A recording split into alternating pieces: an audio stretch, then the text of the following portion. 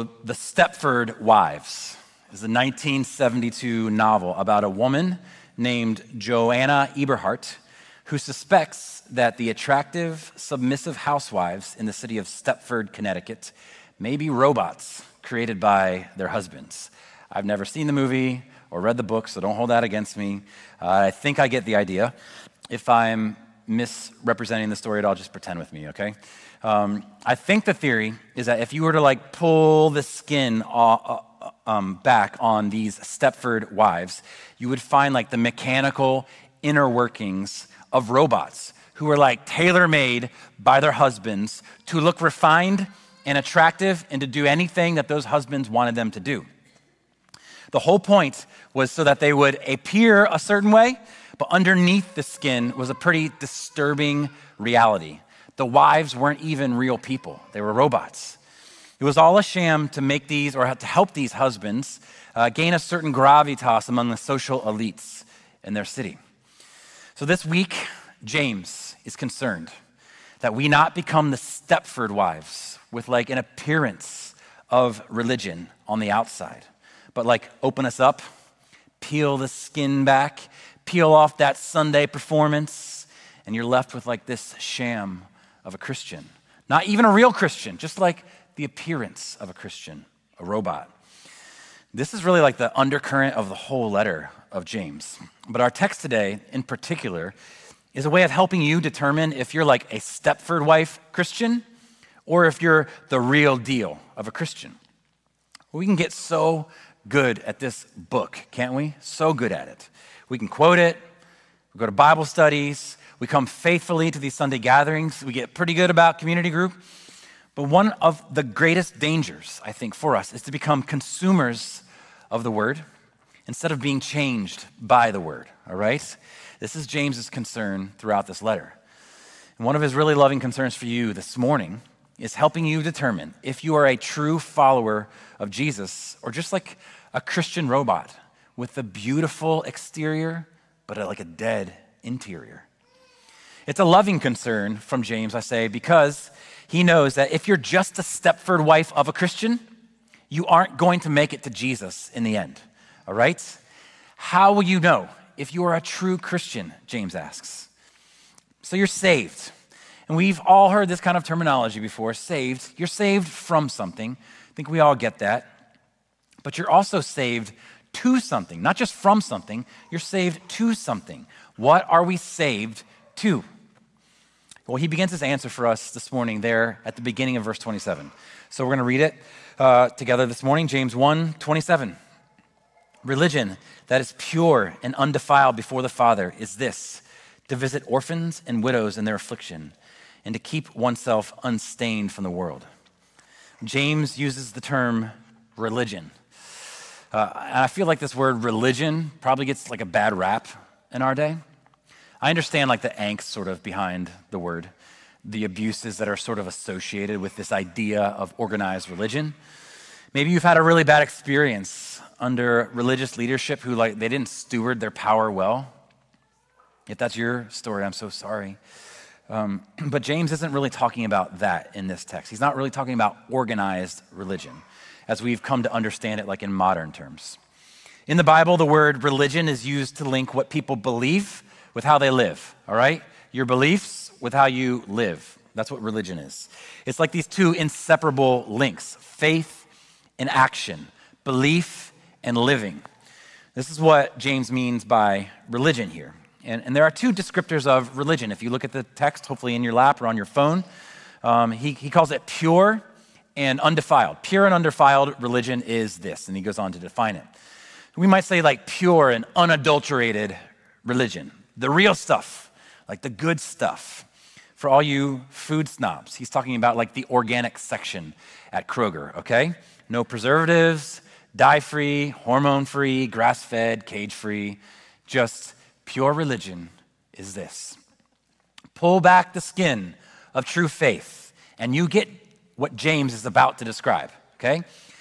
Finally, he says this religion is before the Father. It's pure, undefiled, and it's before the Father.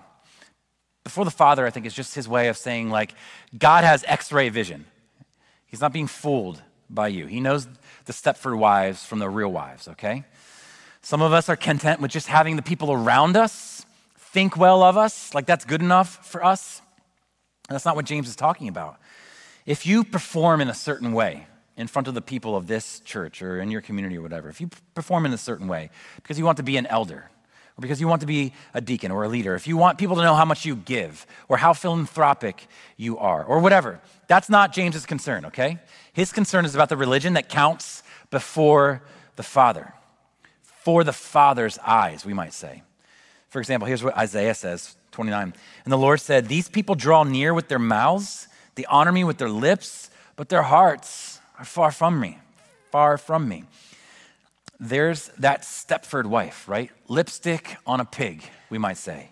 Looking good on the outside, but wandering on the inside. I can't peel your skin back today, and the skin of your heart at least, and figure out what it is that makes you tick, why you do what you do. But God can, because our religion is ultimately before the Father. He knows. So do some internal work today as we work our way through this verse, okay? Really dig on the inside. Try to unpack why you do what you do. In there, is that like the inner workings of a true Christian? Or is it more like robotic and sterile? Peel back the skin on true faith, James says, and it looks like our text today. So here's our big idea. Hopefully it's like portable. You can just take it with you as you go. Even though Sheldon says you're not going to remember this on your way home, you're just going to be thinking of the music. Hopefully you remember this, okay?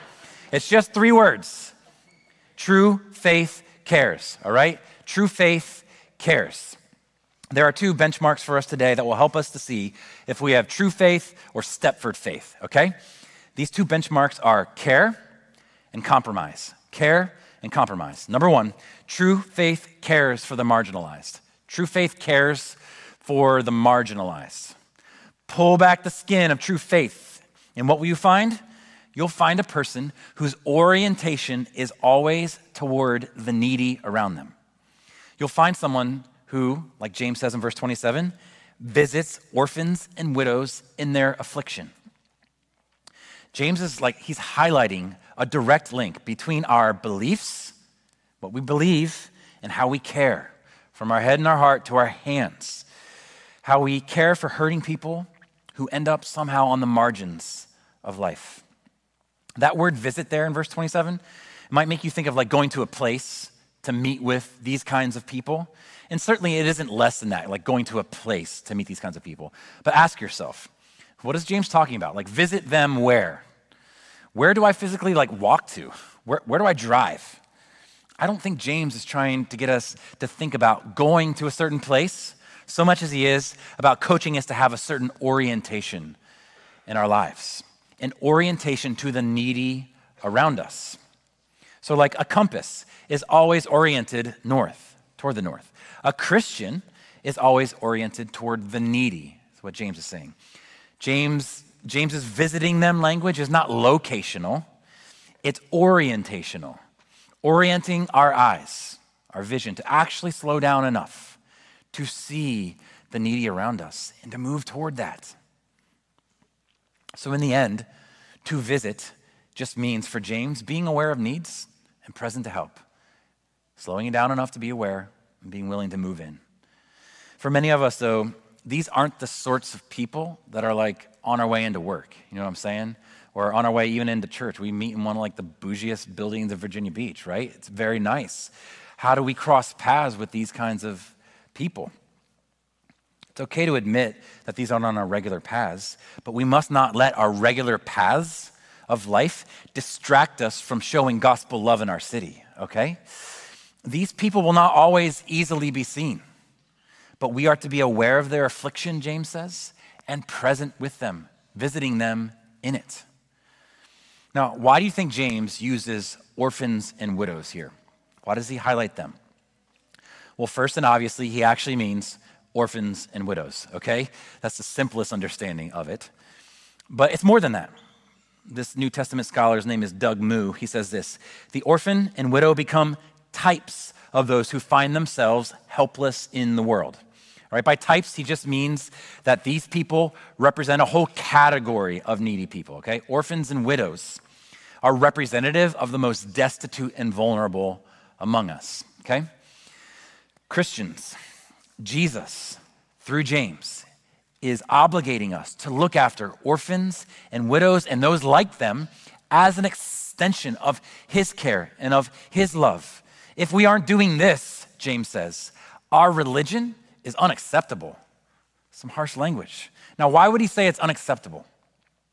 I think he says this because not exhibiting these characteristics, moving in toward that kind of needy person, I think he says not exhibiting those kind of characteristics is like reflective of the fact that we're not in the family, because the Father's DNA moves in, God the Father's DNA moves in toward those people and meets those needs. There are certain distinguishing characteristics about my kids, maybe they have freckles on their face or something, that help you know that they're mine, right?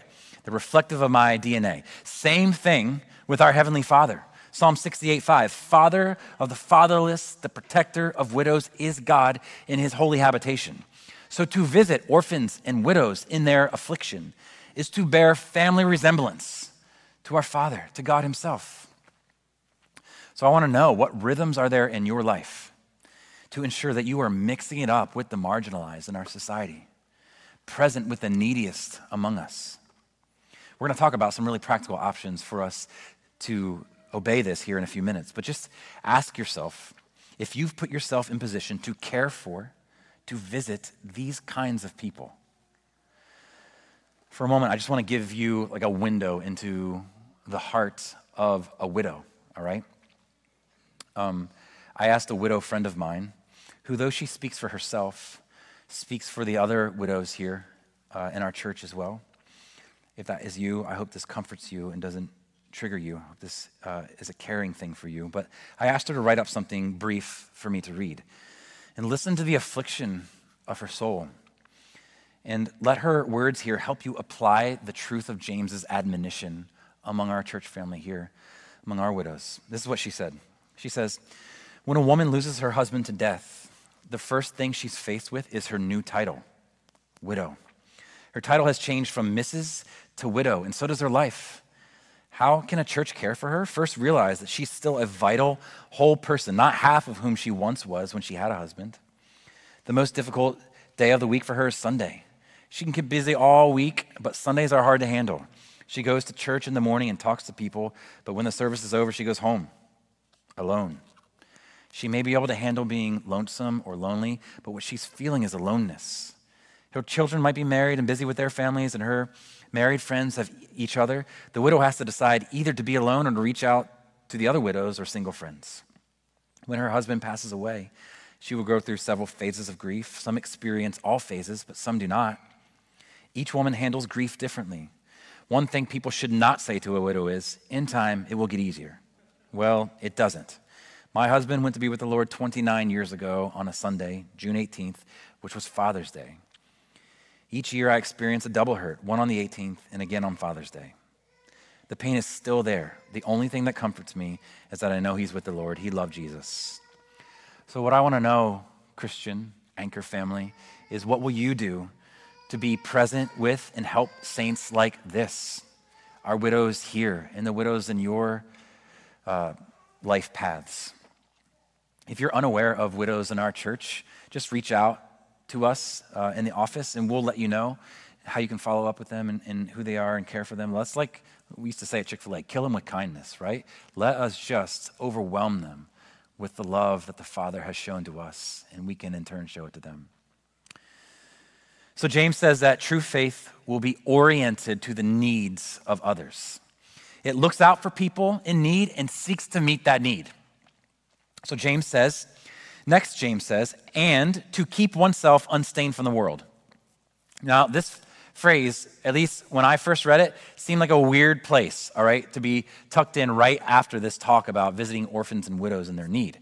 But I think its placement is actually really intentional. It's the link between the instruction to care for the needy and then what follows in chapter 2. So number 1, true faith cares for the marginalized. Number 2, true faith doesn't compromise with the world. When James tells us to keep ourselves unstained from the world, he isn't referring to some kind of like doctrinal compromise, being stained by poor teaching. I think James has a particular stain in mind. when he tells us to stay unstained from the world. In the original language, if you were to look at it in the Greek, there is no and between these two characteristics of true religion. It literally reads like this: to visit orphans and widows in their affliction, to keep oneself unstained from the world. There's no and between those two descriptions. So I don't think these are two separate things. I did it first, but I don't now. He's not saying, hey, help the needy, and don't be worldly. That's not what he's saying here. He's saying that by neglecting these needs or ignoring these kinds of needs or being indifferent to these kinds of needs, we are showing that we have been seduced by the world's system and the system of its values. So I think the worldliness that James has in mind is twofold. First, in verse 27 here, being indifferent to the marginalized. And then in chapter 2, showing partiality to the powerful. All right? This is being seduced by the world. This is being stained by the world. So I think chapter 2 is basically like an application of chapter 1, verse 27. And remember, when this was originally penned, there were no like chapter and verse distinctions and divisions. There was no division between chapter 1, verse 27 and then chapter 2, verse 1. So that James follows verse 27, I know we're getting technical here, hang in, that he follows verse 27 with an example of favoritism in the church is evidence of the connection between these two things, I think. Refusing to be indifferent to the needs around us and refusing to show partiality to get ahead in life completely rubs against the grain of our instincts and definitely the grain of the world. We're going to cover chapter 2 in way more depth next week. But as an appetizer for that, I'm curious, who did you track down this morning to talk to when you got here? And why did you track that person down to speak with them? Was it someone who gives you a certain satisfaction of belonging? Maybe it was one of the pastors or elders because it makes you feel seen or important. Is it easier for you to hang with beautiful people than needy people? Sam Albury says, there are two mindsets you can have when you walk into a room. One mindset is to say, here I am. I'm here for you to notice me, for you to take an interest in me. Or I can walk into a room and go, there you are. I'm here to take an interest in you. You're the focus of my attention, not the other way around. So a church marked by a culture of partiality will walk in week after week with a here I am orientation. Even if you don't think those words, it sort of comes out in how you act and who you approach, and you're looking for the easiest, cleanest conversations. But a church marked by the awareness of the needy among us will be filled with people who walk into a room and go, there you are. I'm here for you, oriented to those around us who are needy. And we'll say, there you are, whether or not we can get something from that person. In the world system, we honor, we respect, we treat well the person who can benefit us the most, right? Help me climb the ladder, help me make another buck, or get on the board of whatever organization that we want to ascend in. And so we cozy up to people like that. We cozy up to the powerful. But the orphan can't repay you, and the widow can't either. And so what do? We ignore them. We don't visit with them. Let's be honest together this morning. Most of us have not even had the poor on our minds at all, have we? Not long ago, Miriam was encouraging me to up our giving to a particular organization that facilitates this kind of care.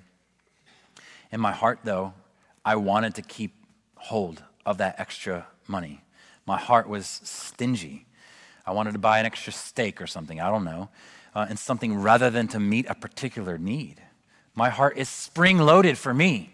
If you're anything like me, you've probably felt that tension. I wonder if your heart is spring-loaded for you. Thankfully, the same could not be said of Jesus. 2 Corinthians 8, for you know the grace of our Lord Jesus Christ, that though he was rich, yet for your sake he became poor, so that we, by his poverty, might become rich. Let us not be indifferent to the poor because Jesus was not indifferent to our poverty. The better we understand God and how graciously he has treated us in our own spiritual poverty, the more we will be inclined to have eyes oriented to the helpless and needy and marginalized among us. I don't know where the marginalized are on your life's path. We have a million different paths represented in here this morning. If you can't think of any marginalized on your life's paths, you probably need to start traveling some different paths. Jesus himself had to step off of his own heavenly paths to walk the dusty streets of earth, to hang on the cross for us, because pure religion cares. There are a number of ministries that do these sorts of things represented by the people in our church. We're going to be sending out an email follow-up later this week that sort of collates all of these opportunities for you that can help you facilitate mission to the marginalized, to the needy among us. I hope you'll embrace one of them. None of us can do everything, but all of us can do something, okay? How do you eat an elephant? One bite at a time, right? Well, how do we eat like the gigantic elephant of mission? Collectively, one bite at a time together, right? Now, maybe you think, I'm older. What can I do? What needs can I meet? Or we're like in no position to adopt right now. What can we do? I'm single. How can I help? Or we're in the military. We're about to move. What are we supposed to do? The short answer is, I don't know what it's going to be for you. But I do know that pure religion is called to care, to be oriented to the marginalized.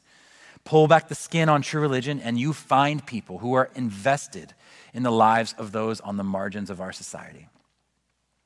Maybe for you, it will be like financially supporting an organization that does this kind of work. Maybe it will be through you getting your hands dirty through adoption or fostering or whatever.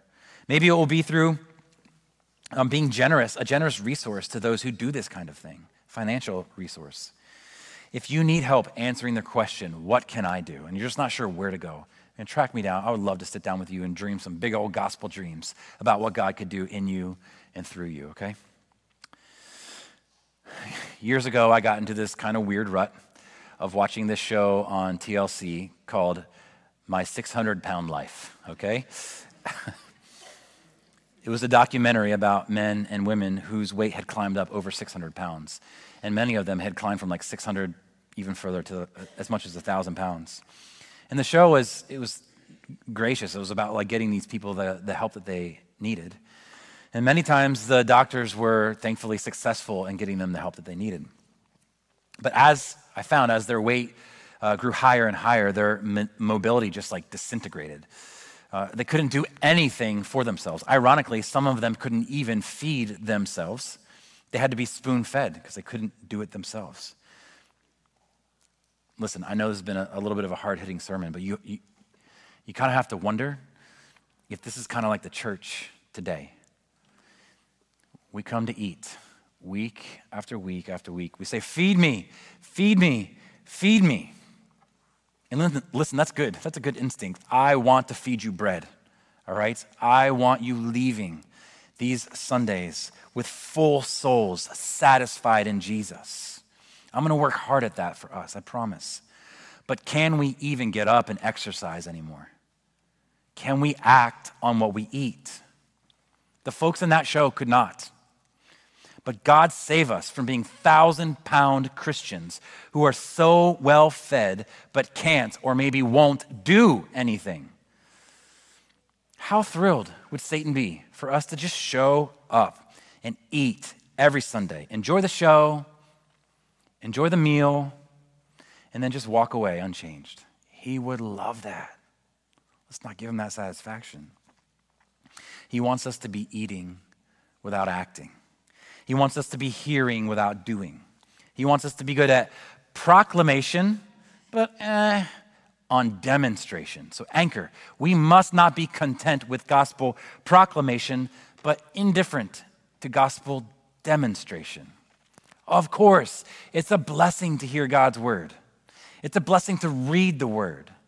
But church, the real blessing is when we do his word. James 1:25. If you got the copy of the scriptures on your lap, check it out. But the one who looks into the perfect law of liberty and perseveres, being no hearer who forgets, but a doer who acts, here it is, he will be blessed, not in his reading or hearing or singing or praying. He will be blessed in his doing. That's where the blessing comes. We can't be so afraid of doing good things because we're so gospel-centered. We should be gospel-centered, but I wonder if we have like an over-realized gospel-centeredness. We're just content to be stuffed full with Jesus, but not actually act on what we've been stuffed full of. There are multiple widows who need us to visit them in their affliction in the church. Hearts broken and lives shattered by death. Show them the affection of the Savior. There are 400,000 foster kids and 125,000 orphans in the U.S. alone. There are double the number of churches in America than there are orphans in America. Think about that. What are we doing? What are we doing? 3 or 4 years ago, I was at a restaurant in Raleigh, North Carolina, sitting across the table from a friend, and he began to tell me the story of his daughter.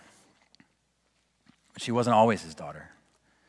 Before she was his daughter, she was a sex slave as a 5-year-old with more than 100 instances of abuse before she was 10 years old. And hear this was in America, okay? This is not some third world country. It's right here.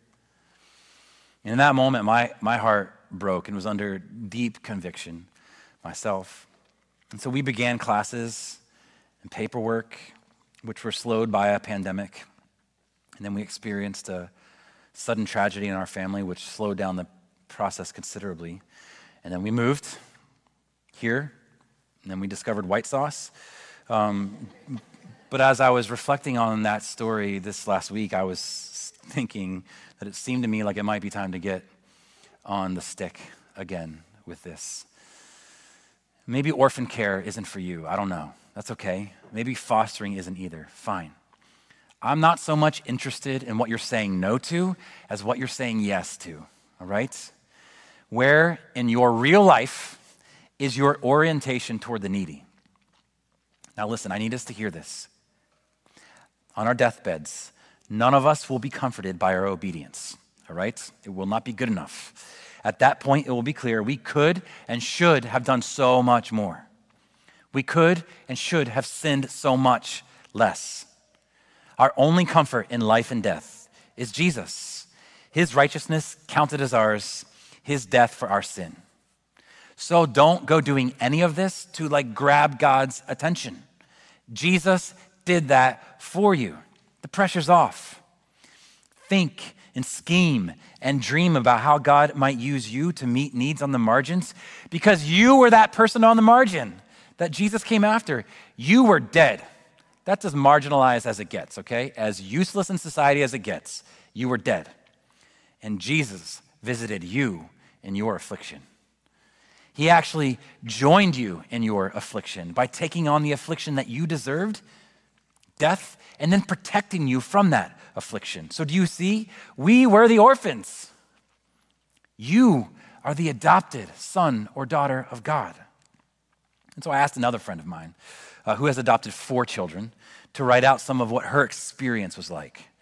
Her name is Jody, and I think this is so powerful and insightful.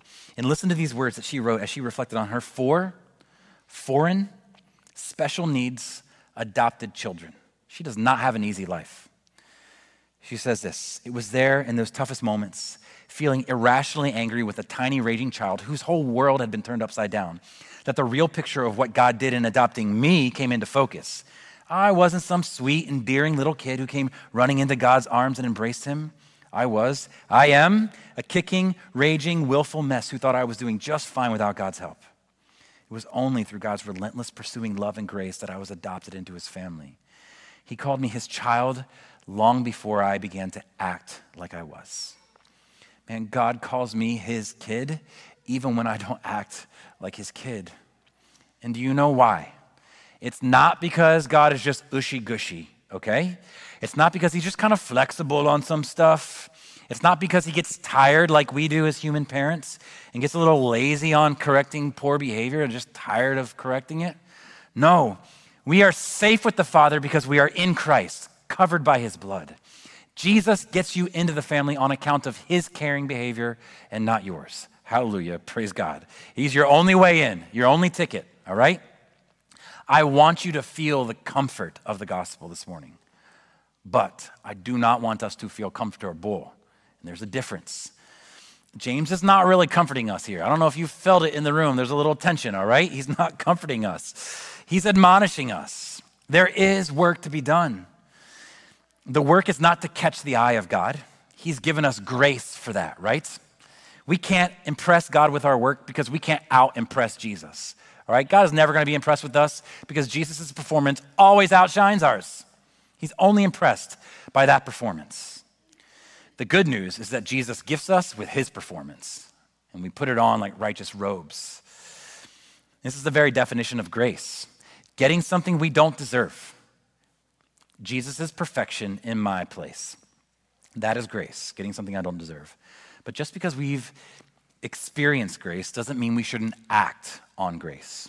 Dallas Willard says this: grace is not opposed to effort. It is opposed to earning. That's so good. So as we slowly de-Stepfordize our faith and begin to look on our city with compassion, we're going to have to show effort, but not with an eye to earning, okay? Thankfully, our adoption into God's family is not based on our earning power, whether financially or spiritually. Well, as we close, I want to let one of our partners provide some of the application for us. So Katie Twerk is going to come up as our application specialist for us this morning, okay? And she's going to give us, give it up. Here we go. She's going to give us an avenue for obedience. Like I said at the beginning of our time together, one thing I always want to be true about Anchor is that you never have to wonder where you can serve. You never have to wonder where you can get on the paths of missional obedience. I'm sure there are many ministries represented among us here this morning, but the one she represents this morning is particularly appropriate for this particular text, I think. I don't want to steal her thunder, but every day she is mixing it up with some of the most isolated, marginalized people in our city. Teenage moms and dads without support, without resources, most of all without Jesus. So I don't know where the Lord is leading you to follow him today. In gospel demonstration, we're good with proclamation. We got to figure out demonstration, right? I don't know where the Lord is touching on your heart to move, but I at least wanted to leave you with a few options, okay? Care for widows in their affliction. Consider adopting or fostering or supporting those who do. Or consider something like Katie's going to talk about right now. Thanks, Josh. I'm very nervous, so just know that going into this. My incredible husband, Jason, and I have been a part of Anchor since about 2017, and I have been able to work for this incredible ministry called Young Lives.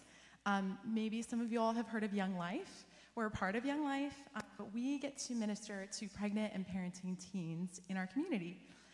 Newly, this is fresh off the presses, we are also working with teen dads. Typically, we would work with teen moms. So now we are starting a new ministry to work with teen dads too, which I am just beyond excited about. But in Young Lives, we want to create a space where teen moms and their babies can feel welcomed. They can feel like they belong. They can be encouraged to hear the gospel, some for the very first time in their lives. Our mission is that we would introduce them to the gospel and help them grow in their faith. That's our mission statement tagline. And we like to do that through having excellent, really fun outreach events where they are welcome with their babies. We have childcare for them. We provide food. We have amazing camping opportunities. We get to take girls and their babies to Young Life Camp. We go to a place in Virginia. So they get to go away with their babies, which is really cool. So if you're a teenager here and you've gone to summer camp, just imagine having a screaming baby with you. It would just be amazing, right? It's really fun for me, let me tell you. But above all else, we really want to try to provide a safe space for these girls. If you think about a teen mom, they're a little bit too young to be a part of a young mothers group, and they feel a little bit too old to be a part of a youth group because of their new responsibilities in parenting. So there really isn't a great space for them. So we aim to be that bridge in Young Lives, a space where they feel welcome and belong. I've worked for Young Lives for 7 years, and I've gotten to meet many young moms over those years, but there's one mom I wanted to share about this morning, if that's okay. This whole thing has been incredibly humbling for me. It has been very life-giving, and it has been very challenging. This is just one story of success in our ministry, but it's not always successful, I will say that. I met Cynthia when she was a freshman. She was pregnant. I think she was about 6 months pregnant when I met her. I used to host these breakfast meetings at the high school where the guidance counselors would come and bring all the teen parents that they knew about. And I'd have Chick-fil-A, I'd play games, and I'd tell them about our ministry, what we would do, and I'd invite them. So Cynthia came, and she was shockingly very skeptical of me. I was so nice to her, and she did not want to come to my weird thing where she was going to bring her baby and play games and eat dinner with me, and I was so shocked. Why would she not want to come? Obviously, I was a stranger. She didn't want to bring her baby to some weird building she had never heard of or have strangers watch her child, or unborn child at that point. So it took about 2 years of me going to the school, introducing myself again to Cynthia, for her to come to Young Lives Club. But she eventually came, and she came without her baby, which was fine. That night, it was so fun to see her eyes open, just hearing and seeing girls in her school that she didn't know existed that were the same as her, that had a young child who faced the same struggle she faced of having to be in the high school and do homework and come home to work sometimes, and then have to take care of a baby as well. She got to talk about her labor story and all these things that she never gotten the opportunity to do with a peer before. So it was really fun to see that happen. Over the next few months, I got to know Cynthia's family. I got to meet her mom and dad, who did not speak English. Sorry, I'm not going to get emotional about her. She's very special to me. I got to meet them, and I got to get to know her daughter. I learned a lot about her culture. I learned, this was so interesting to me, that typically in her culture, she did not have people of a different culture watch her child. And that was fine. I never wanted her to feel pressure to bring her baby to our Young Lives events. Until one night she did. She brought her baby, and I was nervous, like, oh, don't feel like you need to do this. Like, just come as you are. It's okay. You do not need to bring your child. But she did. Her child had a terrible time. But we had one child care worker who worked so hard to gain her trust, and over a few months, weeks, she did eventually gain the trust of her daughter. But I remember that night specifically because for the first time in Cynthia's life, I saw her really process the gospel. At every event we have, we share the gospel. And I saw her starting to understand what we were actually sharing about. And I think what happened was Cynthia started to see how much we cared about her. She did not care about how much we knew until we showed her how much we cared. And I think we can all feel that way. I also want to say to you all, I was definitely like what Josh was talking about. I was somebody who had one foot out the door when it came to sharing my faith with people, and especially the marginalized. I wanted to be safe. So this whole thing with Cynthia was very new to me and very scary, but it was so challenging for me in my faith. So Cynthia heard the gospel that night. A few weeks later, she decided to start a relationship with Christ. She ended up graduating from high school with honors, with a little baby on her hip. She went to ODU. She just started a small business she'd like me to share with you. It's lashes, so if you're into that, let me know. I'll connect you. And she did this all while sharing the gospel with her friends and sharing the gospel with her little daughter, who watched her the whole way. Cynthia is so special, but she's just one story. We have so many. I'm really trying not to cry. Sorry, guys. She's just one story. And we have so many spaces in Young Lives where you can come and serve, whether you are male or female, young or old, we have it all for you. You can come and mentor teen moms. You can come and do childcare at our local events. You can donate a meal, diapers, wipes, financially, of course, and then you can also come to Young Lives Camp and come serve in childcare. We have high commitment and low commitment opportunities, but I would invite you to come join me. It's really, really fun, and I'm so grateful to have gotten to share a little bit about it with you this morning, so thank you all so much. Thank you.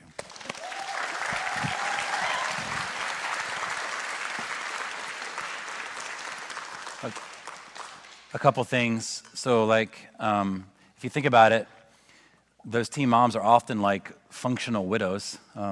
Often the man leaves. She's left to fend for herself and care, for her own needs. And so this is one way, we can directly apply James 1:27 to functional widows, even though their spouse hasn't passed. Or even the children. They could be you could think of them as potential pre-orphans. If we don't help these moms keep and care for their kids, they're going to end up in the adoption or fostering system. And so it's a chance for us to come alongside and directly apply this. The second thing I wanted to say is the word camping and opportunity do not belong in the same sentence ever, okay? You said a camping opportunity, and there's never a good opportunity to camp, okay? Anyway, well, now is the time.